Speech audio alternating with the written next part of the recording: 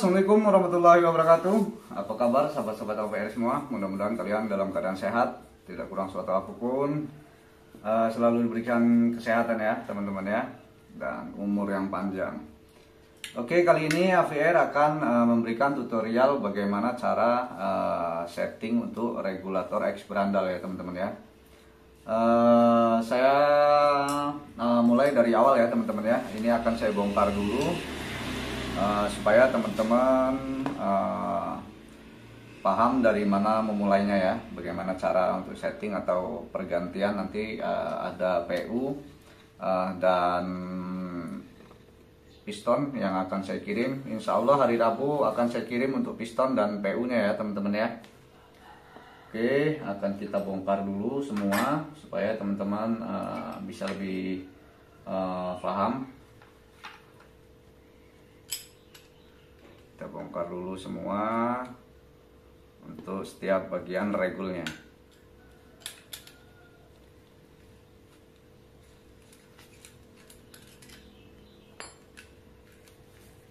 Usahakan teman-teman kalau membongkar harus ada alasnya ya, karena ada bagian part-part yang sangat kecil, nanti takutnya hilang teman-teman. Oke, ini sudah saya bongkar semua untuk daleman regulatornya. Mungkin kita bongkar semua aja ya, biar lebih detail lah. Ini akan saya bongkar semua, untuk listriknya pun saya bongkar. Kita mulai dari awal.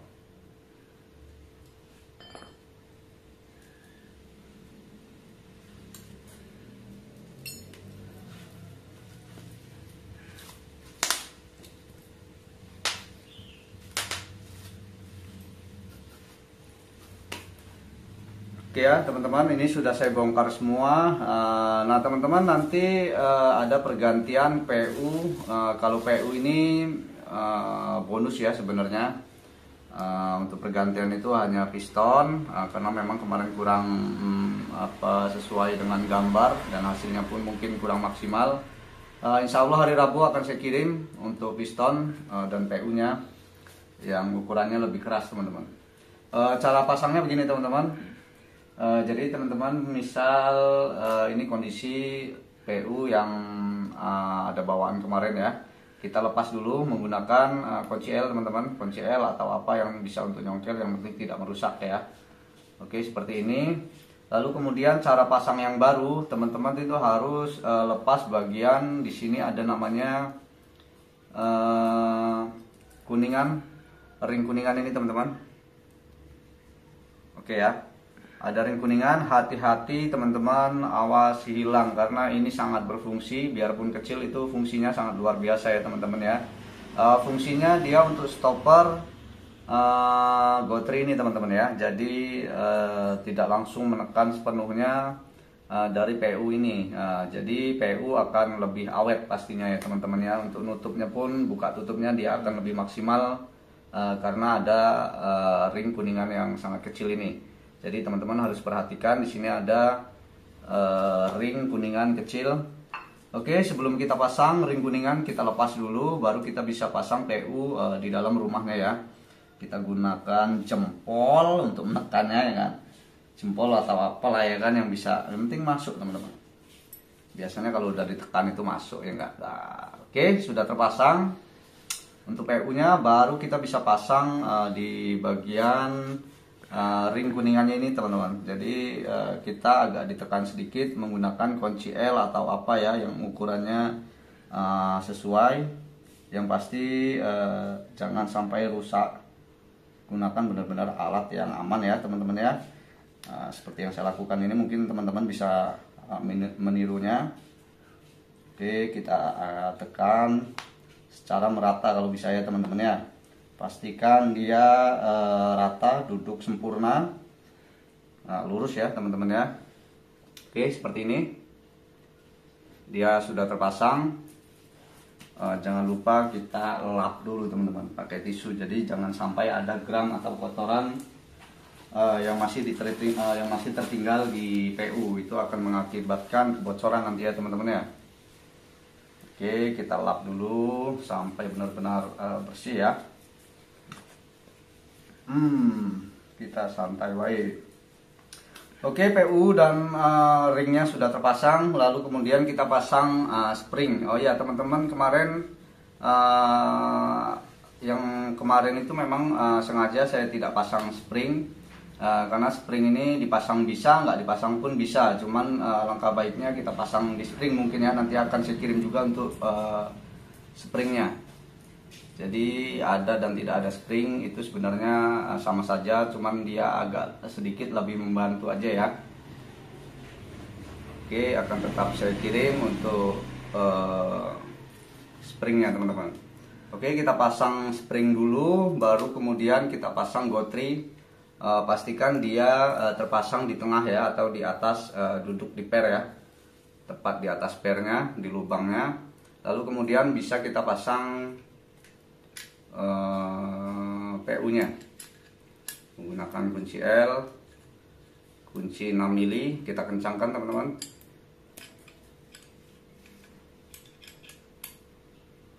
Ya, agak sedikit kencang ya.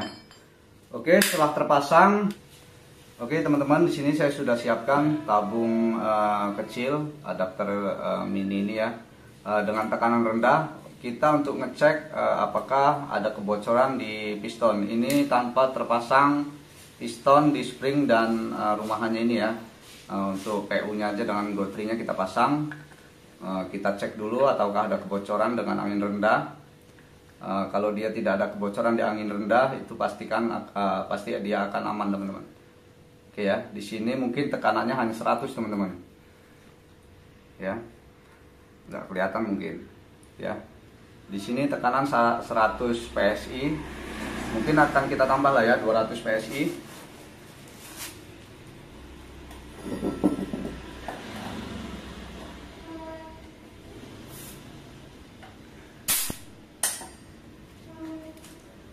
Oke teman-teman, saya kasih tekanan di sini 500 PSI dan posisi output masih 0 ya. Kita cek menggunakan, mungkin teman-teman bisa menggunakan air sabun atau apa ya. Coba Mas Bobi.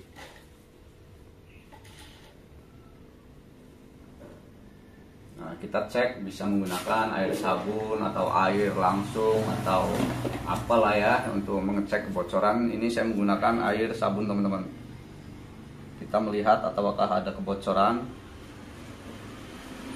Biasanya lah bocornya mumpruk teman-teman ya, ini aman ya, ini dia busa-busa sabun saja. Dia kalau ada kebocoran, nah ya mungkin teman-teman bisa lihat. Kelihatan nggak Mas Bobi? Aman. Oke sip ya, ini dengan tekanan 500 dia aman, nggak ada kebocoran. Setelah kita pastikan tidak ada kebocoran, baru kita bisa bersihkan benar-benar bersih ya teman-teman ya.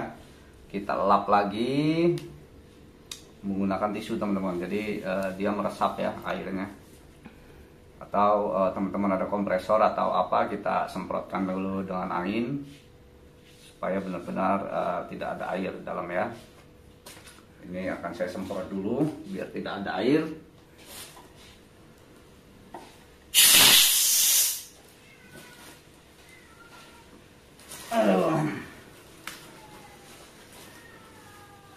Oke ya teman-teman, ini dengan tekanan 500 PSI sudah aman, tidak ada kebocoran. Baru kita bisa mulai memasang pistonnya teman-teman dan di spring ya. Ini akan saya pasang dengan susunan di spring standar dulu ya. Nanti kita lihat bagaimana hasil dari kerunuannya teman-teman. Nah ini piston yang nanti akan saya kirim, ukurannya seperti ini, dia agak lebih panjang ya teman-teman ya.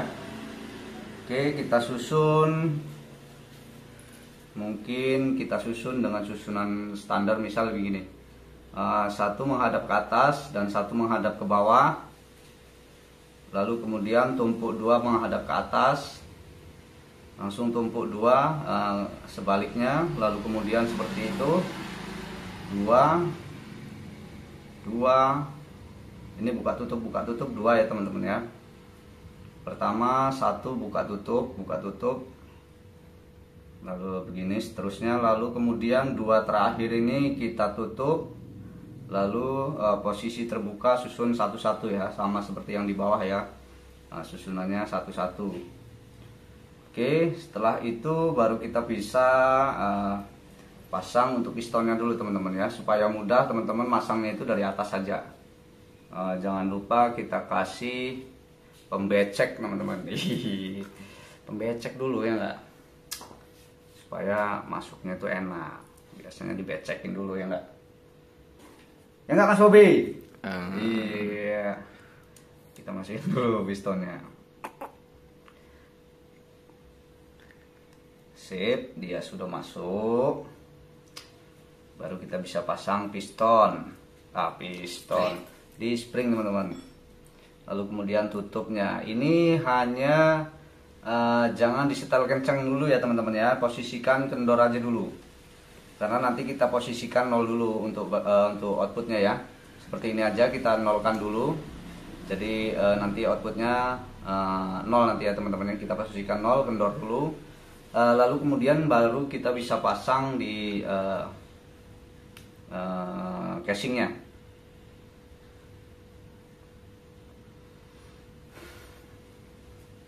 Oke, setelah terpasang, kencangnya sedikit aja teman-teman.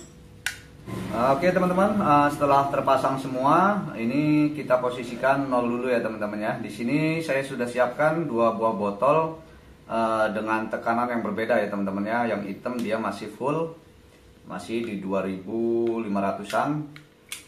Kita pasang dulu dengan tekanan yang tinggi ya teman-teman ya. Kita pasang dulu teman-teman.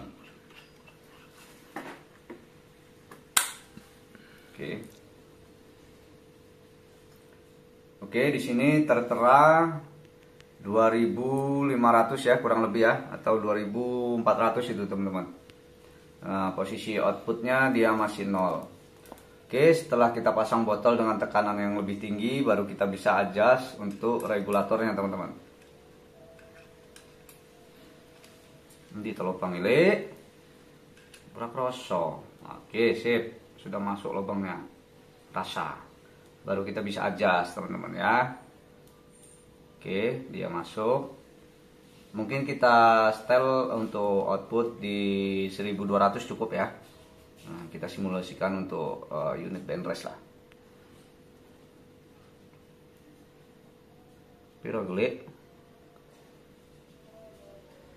11,5 sidik nih. Sedikit. Oke, saya setel dulu ya.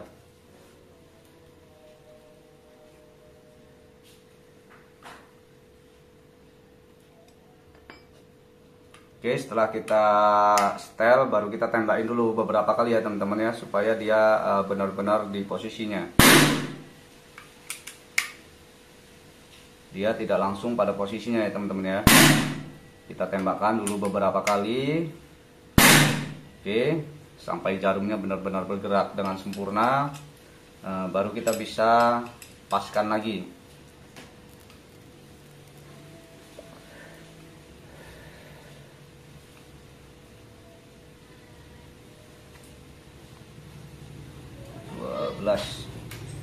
Oke, coba kita tembakkan lagi, ataukah dia sudah pas atau belum.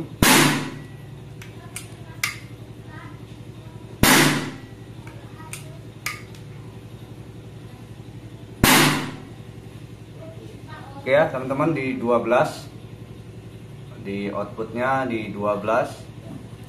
Oke, dengan tekanan angin di 2000 lebih ya, di 2300-an, 2400-an, dengan output 1200. Lalu kemudian baru kita bisa cek menggunakan tekanan yang lebih rendahnya teman-teman. Kalau teman-teman nggak ada tabung 2 ya, mungkin knockdownnya juga cuma 1 kan. Nanti kita kulik dengan tekanan angin yang tinggi, lalu kemudian turun ke bawahnya ya, untuk mengecek regul bekerja sempurna atau tidak. Ya teman-teman, lalu kita tes dengan tekanan tabung yang lebih rendah. Di sini tekanan di 1500 teman-teman, bisa lihat. Oke, dengan output dia masih aman di 12 ya teman-teman ya. Berarti regulnya masih aman teman-teman ya. Kita tembakin dulu teman-teman.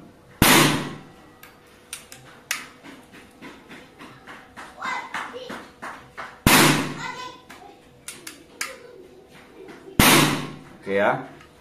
Oke, setelah kita pasang semua, kita lihat tekanan angin yang tinggi dan yang rendah. Nanti karena kenapa kita tes dengan angin tekanan tinggi, karena regulasi nanti biasanya kan diharuskan tekanan tabung itu harus penuh ya, 2500. Oke, nanti kita coba untuk lihat hasil krononya menggunakan QS Trimline. Saya menggunakan laras stainless polygon ya teman-teman ya.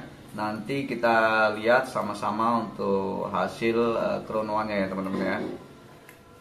Oke, di skip dulu, nanti kita lanjut bagaimana hasil dari krononya teman-teman. Oke teman-teman, akan kita tes hasil krononya. Ini menggunakan tekanan angin di 1500 dengan OP masih tetap sama di 1200 PSI ya. Kita akan lihat hasil krononya dengan menggunakan kacang Streamline QS ya.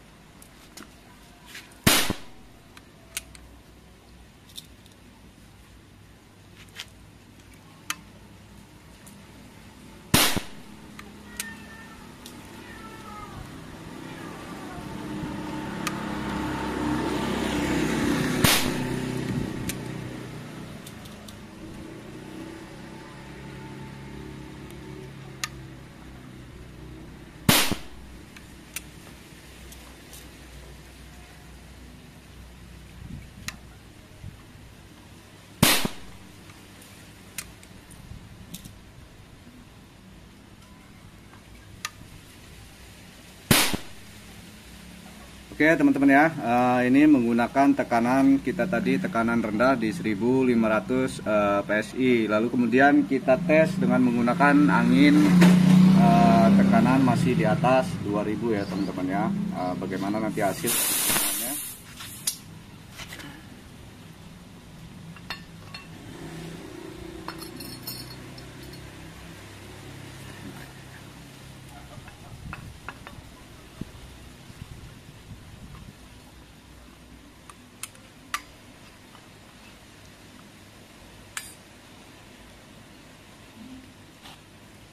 Oke teman-teman, di sini rupanya masih tekanan masih di 2000 PSI ya teman-teman ya. Kita lihat aja nanti hasil perkenaannya.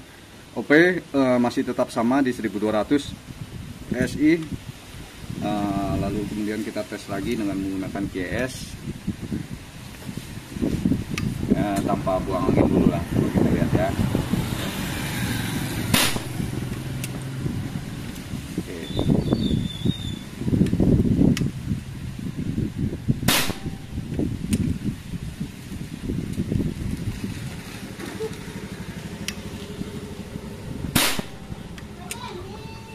Nanti teman-teman misalnya tidak mendapatkan hasil kronoan yang baik atau yang bagus ya, nanti akan saya jelaskan bagaimana cara mengatasinya mungkin di video selanjutnya ya teman-teman ya.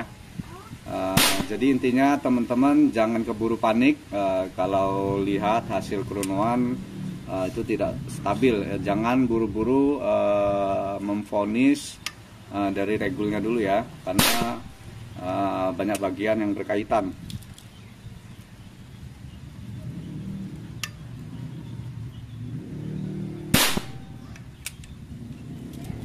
Ya, masih cukup stabil ya teman-teman ya, dengan tekanan lebih tingginya.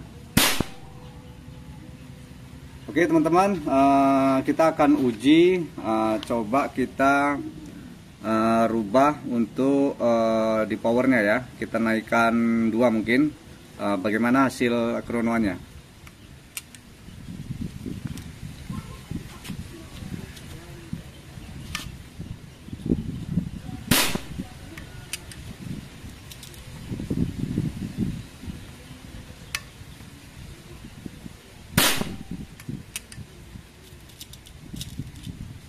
Jadi pengaturan power itu mempengaruhi bagaimana kestabilan regul juga ya teman-teman ya.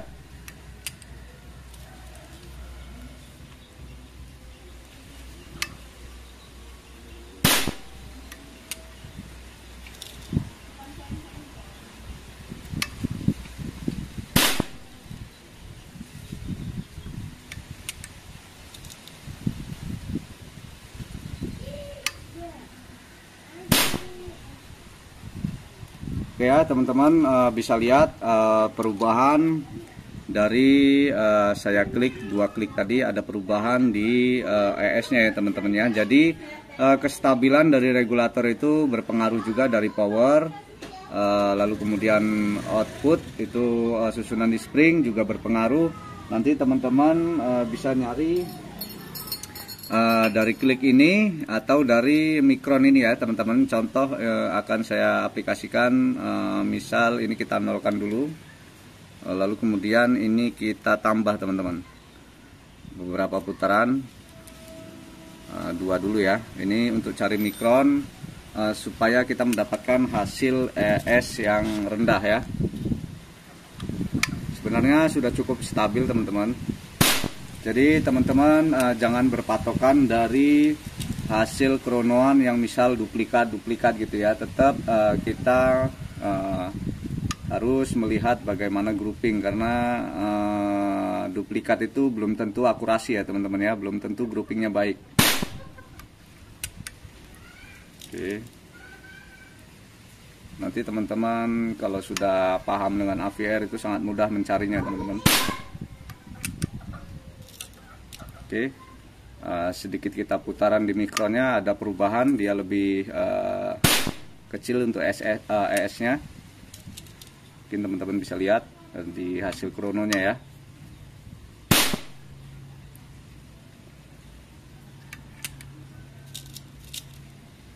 Untuk akurasi tentu menyesuaikan dari laras teman-teman ya, laras dan mimis itu harus menyesuaikan FPS. Jadi misalnya walaupun saya setting dari sini OP-nya 12 misalnya dengan power sekian, itu belum tentu cocok di laras teman-teman ya. Jadi tetap mencari akurasi terbaik dari laras dan mimis yang teman-teman mau pakai ya. Oke, saya rasa cukup teman-teman untuk cara setting regulator AVR X Brandal ini. Nanti akan saya beri video selanjutnya bagaimana cara mencari ES yang rendah atau mencari kestabilan yang paling maksimal dari regulator X Brandal. Oke, terima kasih teman-teman, saksikan terus dan nantikan terus video-video selanjutnya. Mudah-mudahan video yang saya bagikan ini bermanfaat. Terima kasih. Wassalamualaikum warahmatullahi wabarakatuh.